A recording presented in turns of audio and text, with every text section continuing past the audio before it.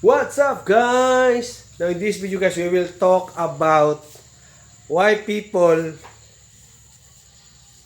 have a bad comment or good comment in a video. Okay, why people have bad or good comment in the video. Now the reason for this is this.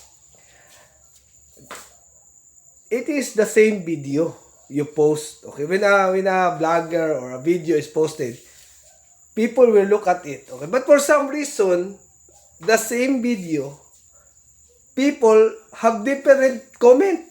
There are people who comment positive and there are people who comment negative. Now, why is that? Okay, why is that?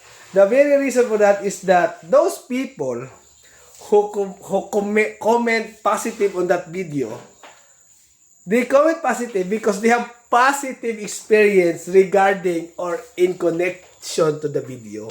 That's why they have positive comment. That's why it's positive for them. Oh, this video is good. Okay.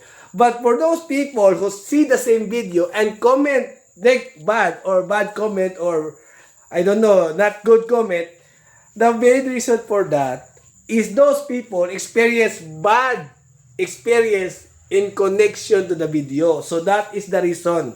Now, if a people will say bad comment to the video, it's just fine. Okay, why? Because it is the same video. Some people comment good, some people comment bad. And those people who comment good is because they have good experience with that video. And that bad people comment bad because they have bad experience to the video. Now, the very bottom of this is this law. There is law that the principle of correspondence or the law of correspondence. As within, so without. So, if people, as within yourself, so with outside of yourself. And if you comment good, which means inside of you is good. Because your heart is good, so your mouth is good too.